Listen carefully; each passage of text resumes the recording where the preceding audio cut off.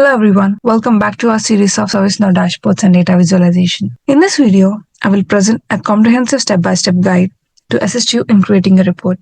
Creating a report in ServiceNow involves a structured approach, beginning with selecting appropriate data source, followed by configuring the reports, applying the filters, and customizing its layouts for optimal presentation. To start with, we need to navigate to the dashboards again and select appropriate dashboard that you would like to configure the reports in. Click this option, and this is the new report screen that you will be seeing. On this new report screen, we need to provide the name of the report that we would like to create, the data source from which the report will be generated. Now select the table. I'm selecting problem table here. Now click on next. This is the part where we get to select report type based on how you want to visualize the data. The common report types include bar chart, pie chart, list, heat map, time series. For now, I'm selecting the list and click on next. Here we can select the columns that we would like to view, run the report on.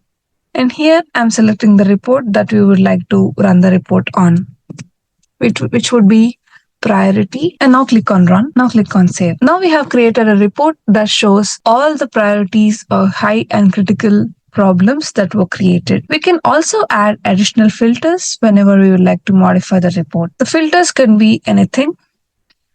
For now, I'm going with the created date. This is how you can get the reports created. Now let us create a report which is a bit complex. Click on this plus icon to add the widgets and go to the reports. See an option to create a new report and add the widget to here and click on this option. This will take us to a page where you can create other report in the same dashboard. This time I'm creating a report which represents the problem in progress by age, and the data source will be table again, and the table would be the problem table. Now click on next. This time I'm selecting the type as bar graph, which would be horizontal bar, and now click on next again. Here are the options we get where we can configure the advanced setting of the report, where we can group by, stack by, and aggregate the report. Coming to the group by, let me group by based on the open date and stack by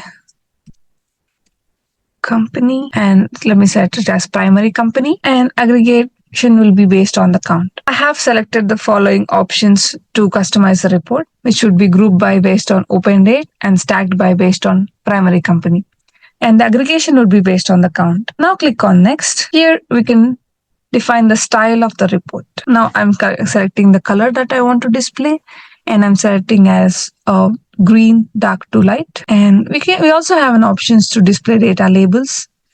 If we enable that, we can see the count of it will be displayed along with it. And we also have an options to get the data labels in between. Coming to the title, here we can specify the title that we would like to name our report as. And these are the options where you can customize the title name. Legend is this box that you're seeing here. So it can be customized either. You can put it on left, right, or center, and alignment can also be changed. Coming to the axis, we have to name what exactly the data is representing. Let the x-axis be as time, and y-axis is the problem count. Now let me run the report. And this is how you can configure a report by using group by, aggregation, and other chart options to customize the charts using labels, legends, and other visual settings to improve the clarity. If you see, now we have created two reports. Let me quickly show you how to add an existing report to the dashboard. Same, we have to click on the add widget option.